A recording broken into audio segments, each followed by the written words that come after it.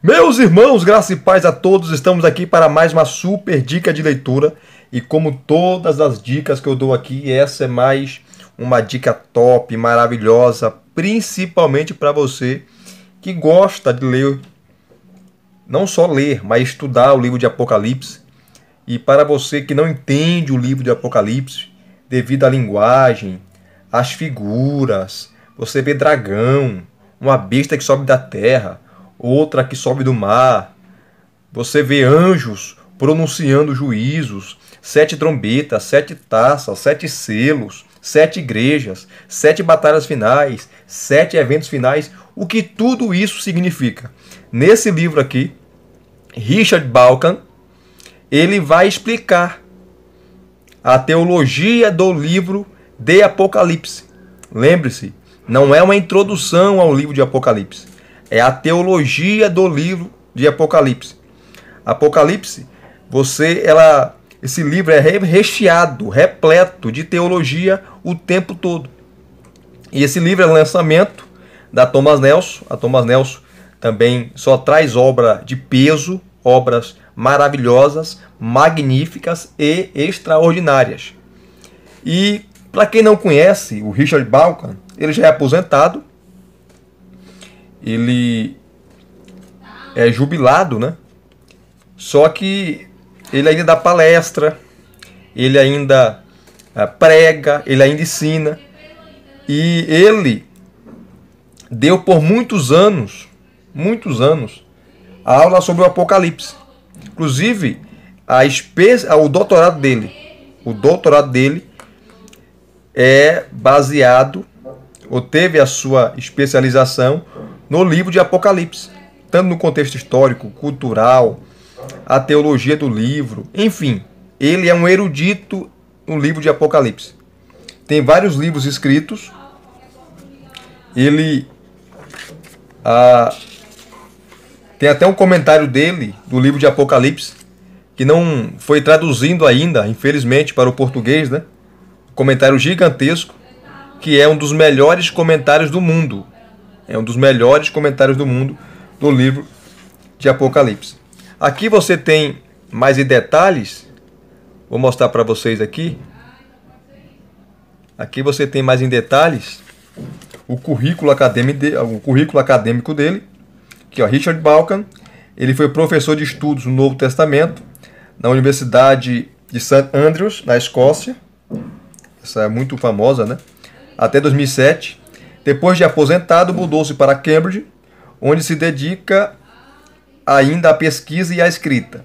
Suas publicações e trabalhos acadêmicos abrangem muitas áreas do estudo bíblico e teológico, entre as quais a escatologia, os livros bíblicos de Apocalipse, Tiago, 2 Pedro e Judas, a Bíblia em sua relação com temas contemporâneos e as abordagens bíblico-teológicas a questões ambientais. É autor de Jesus e as Testemunhas Oculares. Esse livro aqui eu tenho, inclusive eu fiz o review dele aqui no canal. Jesus e as Testemunhas Oculares. Maravilhoso, maravilhoso. Onde ele trabalha o ambiente histórico, cultural, o Jesus histórico, o que os evangelhos falam sobre ele, o que o Novo Testamento traz sobre ele, enfim. Então é um livro maravilhoso, maravilhoso. E vamos aqui para o livro, que ele vai trabalhar os temas, né, que o livro trabalha. Aqui você tem o sumário. Olha aqui que maravilha, o sumário. O prefácio é de James Dow, falecido em 2020, né? Mas deixou aí um legado monstruoso, principalmente nas obras, né? Nas obras. James Dow dispensa apresentações. Aí você tem aqui, ó, o capítulo 1, né? Lendo o livro de Apocalipse. O 2, aquele que é, que era e que há de vir. 3, o Cordeiro no trono. 4, a vitória do Cordeiro e de seus seguidores. 5, o Espírito e profecia. 6, a Nova Jerusalém. 7, Apocalipse para os dias atuais. Você tem leituras adicionais e o índice de assuntos. Então, são 188 páginas, né? Quase 200 páginas. Na verdade, são 100 191 páginas. Tá aqui, ó. 191 páginas. Aí você pensa, nossa, que livro pequeno. Eu não vou comprar não. Gente, não vá pela quantidade de páginas. Vá pelo conteúdo. A Thomas Nelson não ia lançar o livro por lançar. E é a Richard Dawkins que está escrevendo. Não é qualquer um. Quem conhece teologia sabe daquilo que eu estou falando, né? Esse teólogo é muito conhecido e recomendado. No índice de assuntos, você vai ter, queridos, aqui, ó, de A a Z, em ordem alfabética, os temas que ele vai tratar aqui. Então, se você, para não ficar procurando, você vem aqui e você vai achar. Como, por exemplo, você vai na letra B, Babilônia. Eu quero ver o que ele fala sobre Babilônia. Quem é a Babilônia? Você vai aqui, ó, página 17, 34, a página 41. Tá aqui, ó, todas as páginas que falam sobre a Babilônia. E por aí vai, Balaão, a besta. Então você vem aqui no índice de assuntos e você vai achar aquilo que você quer. Tá? Aquilo que você quer. Então, é maravilhoso. E voltando aqui, vamos, em rápidas palavras, esmiuçar esse livro aqui, ó. Vamos trabalhar aqui. Olha só, o capítulo 1 é lendo o livro de Apocalipse. Aqui ele vai falar da literatura apocalíptica, o gênero apocalíptico. E o que é o gênero apocalíptico? E João não inaugurou. Você tem no Antigo Testamento esse gênero. O livro de Daniel, Zacarias, Isaías, Ezequiel. Você vai encontrar esse gênero. Joel, o gênero apocalíptico. Tem também obras apócrifas, né? O pseudepígrafes. Você tem o livro de Enoque. Você tem Apocalipse de Paulo, Apocalipse de Pedro. Essas obras que não entraram no cânon, né? Então, é uma literatura muito conhecida. Então, aqui é o capítulo 1, lendo o livro de Apocalipse. Ele vai falar, que tipo de livro é o Apocalipse? Aí ele vai explicar, né? O livro, a literatura. Você entendendo o contexto histórico e cultural, entendendo o gênero apocalíptico, você vai entender o livro de Apocalipse. Tá? Você vai ter mais noção desse livro. Deixa eu seguir aqui, ó. Apocalipse, como profecia cristã, que ele vai tratar que Apocalipse é tanto uma carta, porque foi escrito para as 7 igrejas da Ásia, como também é um livro profético. Profético, que ele trabalha essa questão. Então, o capítulo 1, ele trata mais ali o contexto histórico, enfim. É maravilhoso. Então, Apocalipse como profecia cristã. Depois você tem aqui, ó, as revelações como Apocalipse. Lembrando que o Apocalipse é tirar o véu. Apocalipse não é um livro misterioso. Não é um livro codificado, escrito em código, não. O próprio nome já diz tudo, que é revelação, tirar o véu, tirar a cortina, mostrar aquilo que está oculto, revelar o mistério, revelar algo, trazer à tona algo, por aí vai. E aqui ele vai trabalhar, né, e todos nós sabemos disso, quem não sabe vai saber agora, que o livro de Apocalipse trabalha muito o Antigo Testamento, gente. É o livro que mais cita o Antigo Testamento. No Novo Testamento é o livro de Apocalipse. Vai citar Gênesis, vai citar Êxodo, vai citar os profetas menores, maiores. Vai citar praticamente aí vários livros do Antigo Testamento. Ele trabalha essa questão aqui. E aqui você tem, ó, essas notinhas de rodapé que são maravilhosas. Notas de rodapé maravilhosas, tá? Maravilhosas.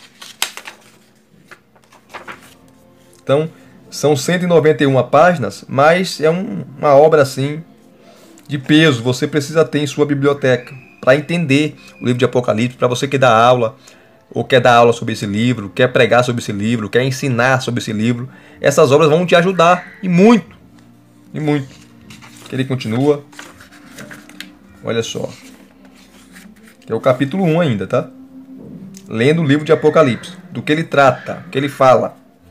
Ó, diferenças em relação a outros apocalipses, que ele vai tratar da literatura apócrifa, pseudepígrafa e por aí vai.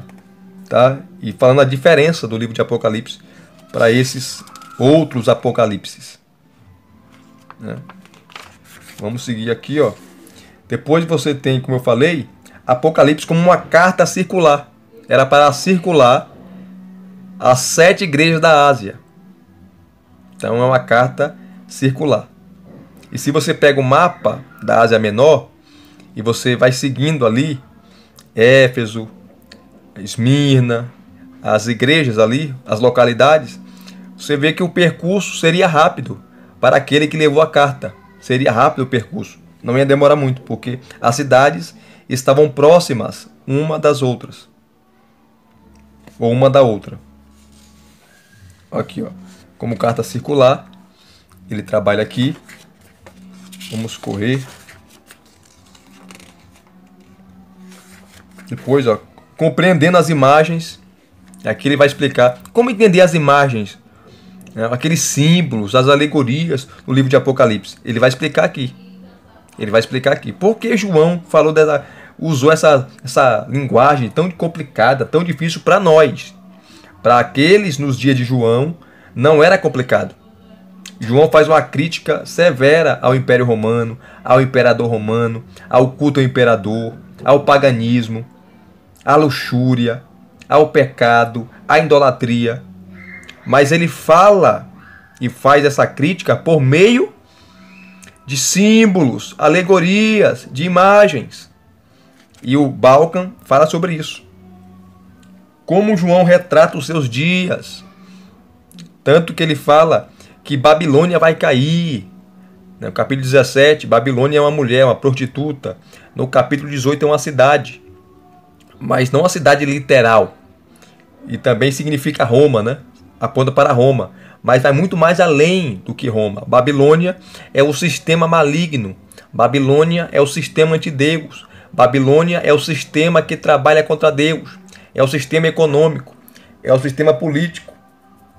Que um dia irá colapsar. Que um dia irá ruir. Que um dia irá à bancarrota. E no final só vai restar um reino, que é o reino de Deus. Que é um reino inamovível. Que é um reino inabalável. O reino de Deus é eterno e durará para todo sempre. Então ele vai tratar aqui sobre as imagens. É uma pena que não dá para ler, que eu quero terminar esse vídeo rápido, né? Não quero cansá-los, tá? Depois você tem aqui, queridos, ó. Ele explica bem aqui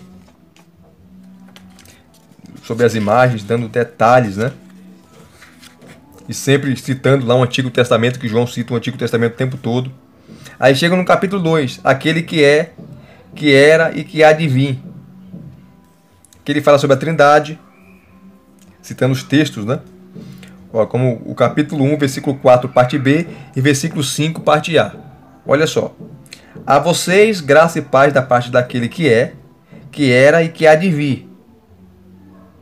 Dos 7 espíritos que estão diante do seu trono, e de Jesus Cristo, que é a testemunha fiel, o primogênito dentre os mortos, o soberano dos reis da terra. São textos trinitários do livro de Apocalipse.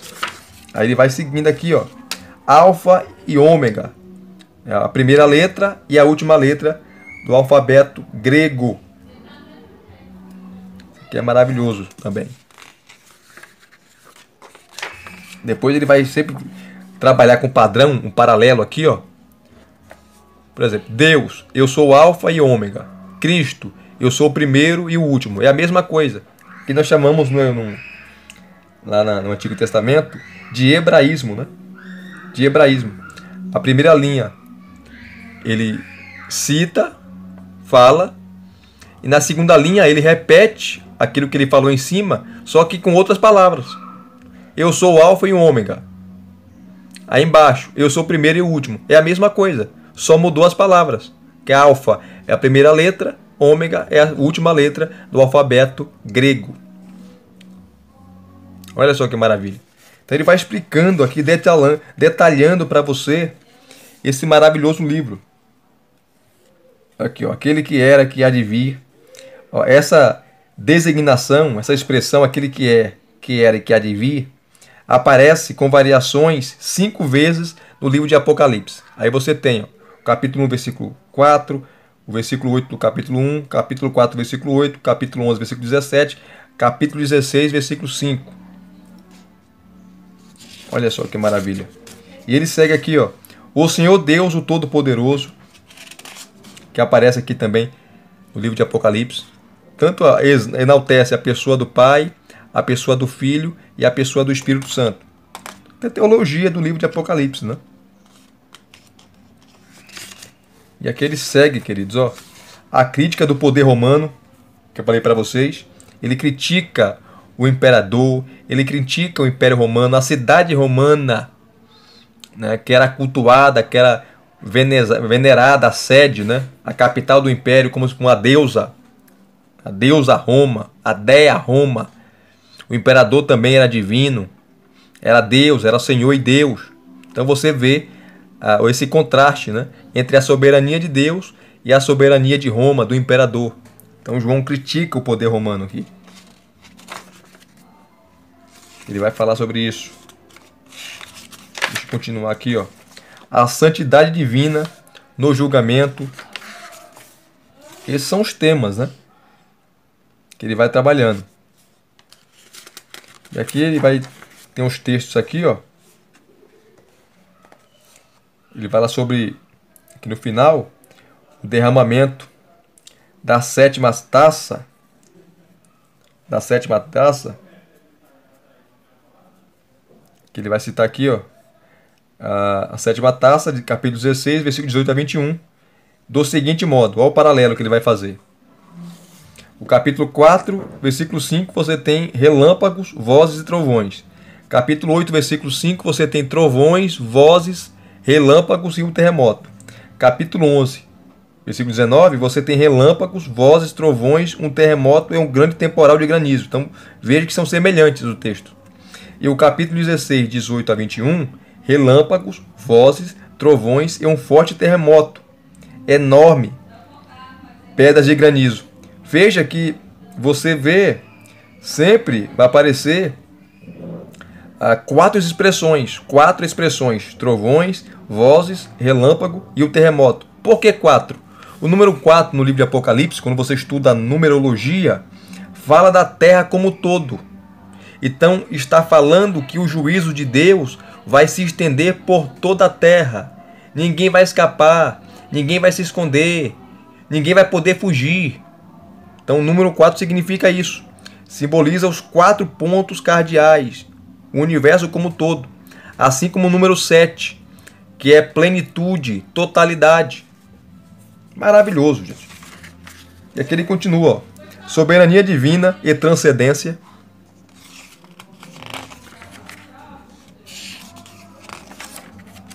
Deus, o Criador. A fidelidade do Criador à criação. Aí começa o capítulo 3. O Cordeiro no trono.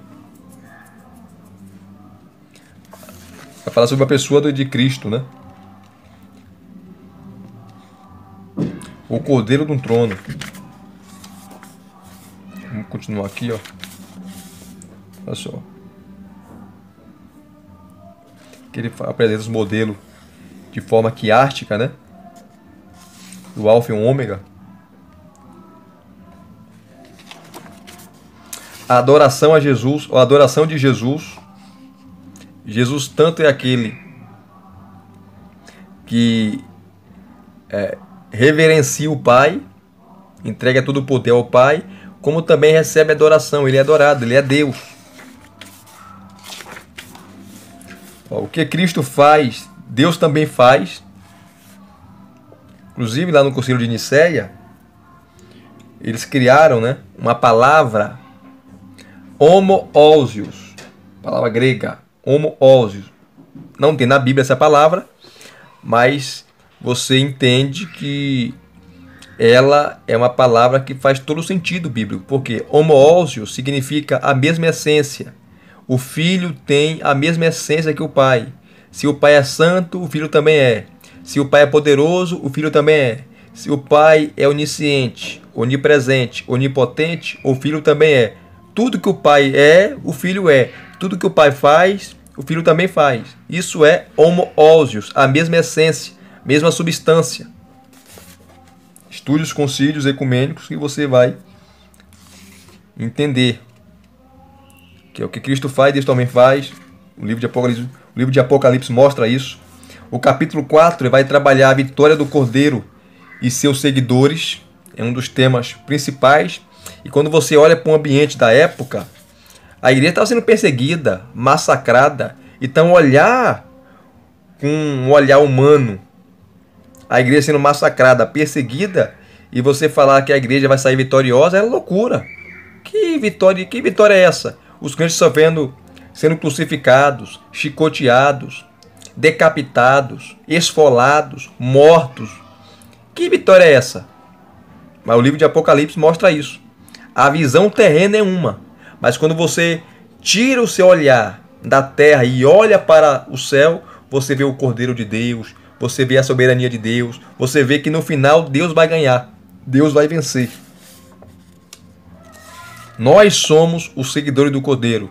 A igreja segue o Cordeiro para onde quer que vá, para onde ele quer que ela vá, ou aonde ele vai, ela vai atrás. O capítulo 14 fala sobre os 144 mil do Monte Sião, que é o símbolo da igreja.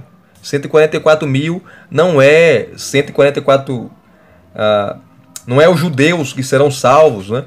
Que muitos irmãos dispensacionalistas, pré-tribulacionistas, pensam que ali é literal. Não é literal, gente. Os 144 mil é o símbolo da igreja. Israel é numerável, mas o universo da salvação é inumerável. Então, representa a igreja. Quem segue o Cordeiro? É a igreja. Então, no capítulo 14, lá mostra os 144 mil, juntamente com Cristo Jesus no Monte Sião. Ali não é literal. Ali é um símbolo, porque o Monte Sião é onde ficava o templo. É onde Salomão construiu o templo. Então é maravilhoso, né? Que é o capítulo 4, né? Ó, os principais temas simbólicos que o livro aborda.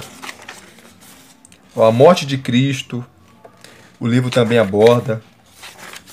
Deixa eu correr aqui. O exército de mártires, aqueles que foram mortos, né? Ele vai trabalhar aqui. Olha sobre os 144 mil que eu falei. Ó.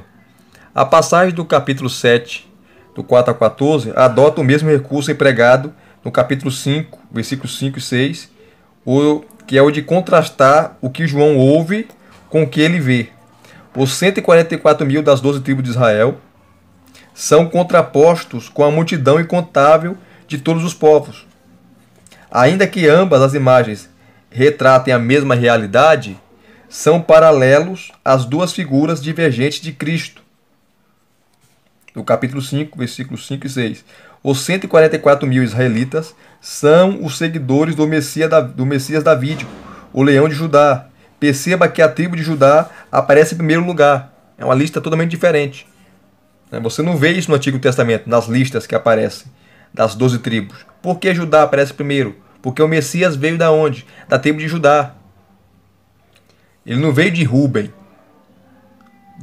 que era o primogênito. Ele veio de Judá. E Judá não era o primogênito. Então você já vê a intenção de João, né? Enquanto a multidão inumerável é o povo do Cordeiro que foi morto, resgatado de todas as nações. Assim como a expectativa do Messias davídico foi reinterpretada por meio da representação bíblica do Cordeiro Pascal, a imagem puramente nacionalista de seus seguidores é reinterpretada por uma figura tirada das promessas escriturísticas aos patriarcas. Segundo estes, os descendentes dos patriarcas seriam muito numerosos. Desse modo, não pela grande quantidade de cristãos no final do primeiro século, mas por causa da fé de João no cumprimento de todas as promessas de Deus por meio de Cristo, a igreja é apresentada como um grupo incalculável de todos os povos, judeus e gentios. A igreja é a união de judeus e gentios, gente de tribos, raças, etnias, nações, línguas e por aí vai. No entanto, há mais um contraste entre os 144 mil israelitas e a multidão inumerável, que torna o paralelo no capítulo 5, versículos 5 e 6. Exato. Os 144 mil são um exército, o que está implícito no fato do capítulo 7, versículos 4 a 8. É um censo das tribos de Israel. No Antigo Testamento, um censo era sempre um cálculo da força bélica da nação, em que unicamente os homens em idade militar eram contados. Os 12 contingentes iguais das 12 tribos são o exército de todo Israel, reunido nos últimos dias, segundo a esperança escatológica tradicional, sob a liderança do leão de Judá, com o propósito de destruir os opressores gentios de Israel. Contudo, todas as pessoas que celebram sua vitória no céu, atribuindo-a a Deus e ao Cordeiro, lavaram as suas vestes e as branquearam no sangue do Cordeiro. Isso significa que são mártires que triunfaram participando por meio da própria morte, da morte sacrificial do Cordeiro. Aí ele vai seguindo aqui, ó. É maravilhoso, né? Maravilhoso. Deixa eu caminhar para o final aqui, ó. O pergaminho não selado. As duas testemunhas. Quem são? Muitos falam que são Elias e Moisés, Enoque. Nós não sabemos quem é. Eu não acredito que na literalidade desse texto, no sentido que serão dois homens que virão pregar o evangelho, porque a igreja vai pregar o evangelho. As testemunhas é a igreja. Eu não sou mais pré-tribulacionista, né, gente? Hoje eu defendo a visão pós-tribulacionista, mesmo respeitando os meus irmãos pré-tribulacionistas. Já fui pré-tribulacionista, hoje não sou mais. Então eu não entendo as duas testemunhas como sendo dois homens que virão no futuro, na grande tribulação, pregar o evangelho. Não tem necessidade, porque a igreja é ela que recebeu essa tarefa de ser testemunha. Ok?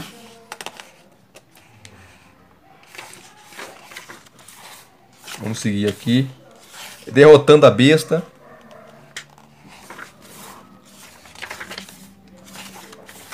A colheita da terra. A colheita da terra. A conversão das nações. É um tema também no livro de Apocalipse.